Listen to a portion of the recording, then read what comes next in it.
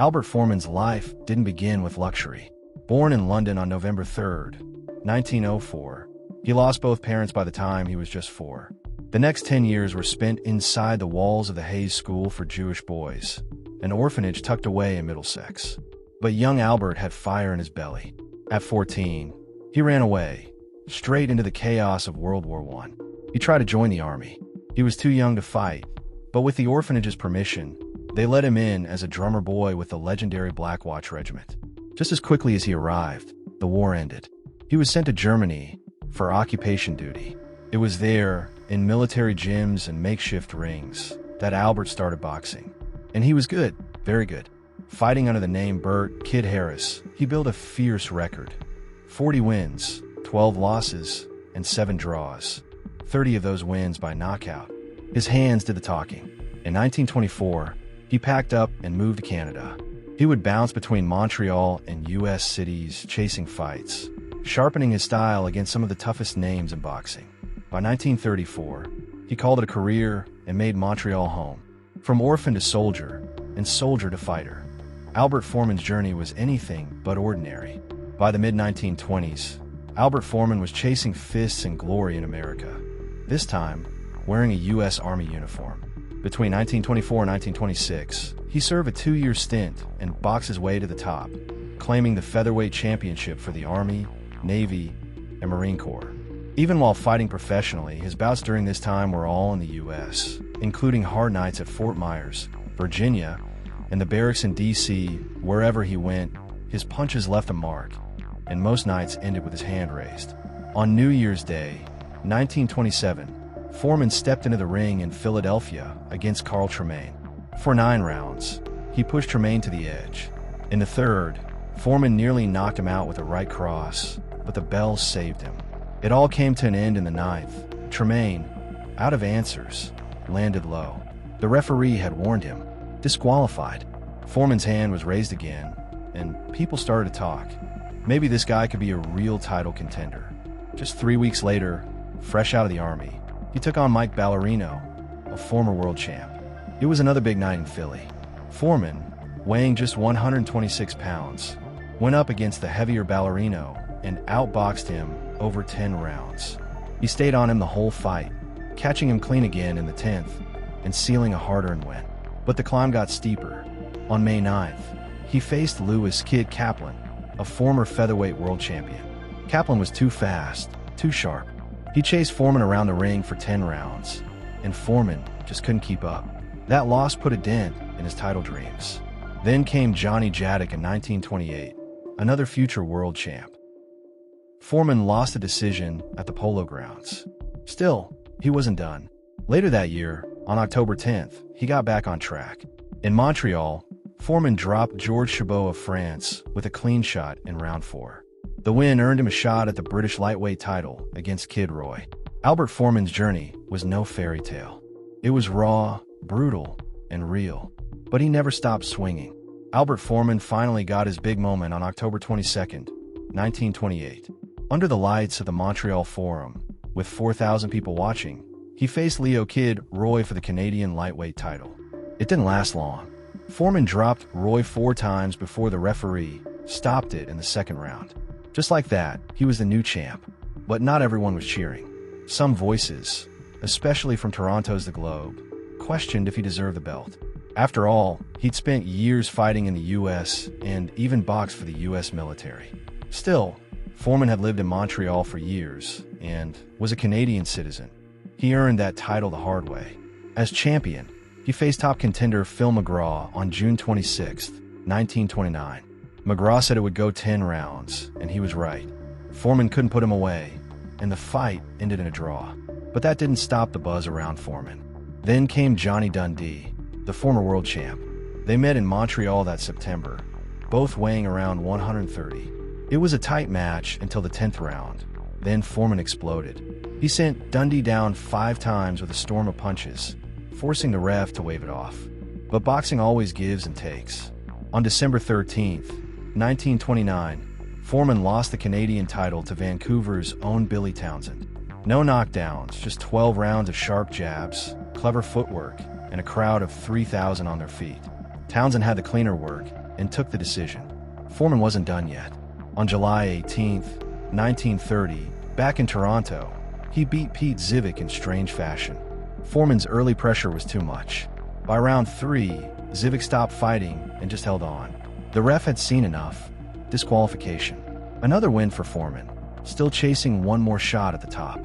On May 21, 1930, Albert Foreman stepped into the ring at Premierland in London and made the biggest statement of his career. He was facing Fred Webster for the British and Commonwealth lightweight title, and he didn't waste a second. Just 65 seconds into the first round, Foreman landed a crushing uppercut to the jaw. Webster hit the canvas and stayed there. It was over. The crowd was stunned. That one punch sealed the biggest win of Foreman's early career. Just 2 months later, on July 30th, he was back in Montreal, taking on Maurice Holzer of France in a non-title fight. It was an easy night.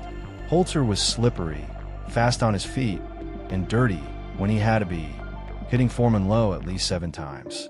The referee kept warning him, but Holzer kept testing the limits. Foreman, near the lightweight limit at 129 pounds, kept pressing forward, making the fight. Even as he began to tire in the 9th and 10th, he never backed off. He forced the pace, hunted Holzer down, and took the win on points. 2 fights, 2 very different stories. One ended in a flash. The other took 10 hard rounds. But both showed the same truth. Albert Foreman was a man who could fight through anything and still find a way to win. On October 20th, 1930, Albert Foreman walked into King's Hall in Manchester with his British and British Empire lightweight titles on the line. Across from him was George Rose, hungry for the upset. Early on, Rose looked sharp, maybe even edged the first couple of rounds. But Foreman had something else in the tank. In the 5th, he turned it up. A furious burst of punches sent Rose to the canvas, and the crowd roared. The 6th started, and Foreman didn't waste time. He dipped low, faked to the body, then came up top with a booming right hand, followed by a snapping left uppercut. Rose crumpled. 10 seconds later, it was over. Knockout. That night went into the history books, not just for the fight, but because it was the first time the Lonsdale belt was contested outside of London. But boxing is a long road, and not every night ends in glory. On March 17, 1932, Foreman stepped into the ring at Anfield Football Ground against Nell Tarleton, the British featherweight champ. Foreman had the size. He came in 6 pounds heavier, but Tarleton had the edge of movement and smarts. After 12 rounds, the judges gave it to Tarleton on points. It stung. Then, in April 1933, Foreman traveled all the way to Sydney, Australia, to defend his British Empire title. He won the full 15 rounds with Jimmy Kelso, but this time, the decision didn't go his way. Another loss, another step back. But for Foreman, the fight was never just about one night. Win or lose, he kept coming. On May 22, 1933, Albert Foreman got his revenge. Just a month after losing to Jimmy Kelso, he met him again at Sydney Stadium in Australia. This time, the British Empire lightweight title was on the line, and things got rough fast. Kelso, who had just picked up the Australian title, couldn't handle Foreman's pressure. In the 3rd round, Kelso was disqualified. The win gave Foreman his 2nd official claim to the Empire title, his biggest achievement in the ring. Yet, in the US, barely anyone noticed. Few papers even mentioned it. Back home in Montreal, on September 19, 1933, Foreman stepped into the ring again, this time to reclaim the Canadian lightweight title and defend his Empire crown. In front of 5,000 fans at Mount Royal Arena, he faced a young, tough Tommy Bland. It wasn't easy. Foreman punished him with body shots and heavy rights, but Bland kept coming. In the end, 2 judges gave it to Foreman, while one called a draw. It was a close fight, but a win that mattered. He had lost that same Canadian title 4 years earlier while away fighting in England. His final fight came on June 29, 1934, at Griffith Stadium in Washington, D.C., against Petey Saron. Foreman lost a 10-round split decision. After years in the ring, the damage had caught up with him. His vision had begun to blur, and that was enough. He stepped away from boxing for good. But Foreman wasn't done making headlines. He became a photojournalist for the Montreal Standard, the country's top weekly paper. He captured stories with a camera instead of gloves and earned real respect behind the lens. He also stayed in the fight game as a promoter at the Montreal Forum, where he once thrilled crowds as a fighter. Then came World War II. Foreman joined the Royal Air Force. He flew 37 missions with the legendary Dam Buster Squadron. On one mission, his gun turret was torn apart by flak. He was left injured and dangling from the side of the aircraft. He survived. For his service, he received the Distinguished Flying Cross. After the war, he returned to Montreal, opened a portrait studio, and taught physical fitness at the local YMHA for free. In 1954, Albert Foreman passed away in a Montreal hospital just 16 days after his second heart attack. He was 50. His life was a fight, one he never backed down from. Albert Foreman lived a life most men couldn't imagine.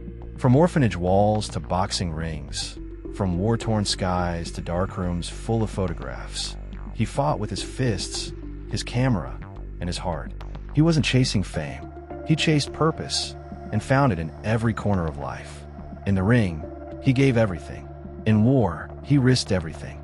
And when the fight was over, he gave back to others, quietly, without applause. He may not be a household name, but Foreman's story is one that deserves to be told. Because not all legends wear belts forever. Some hang up their gloves and keep on living like champions.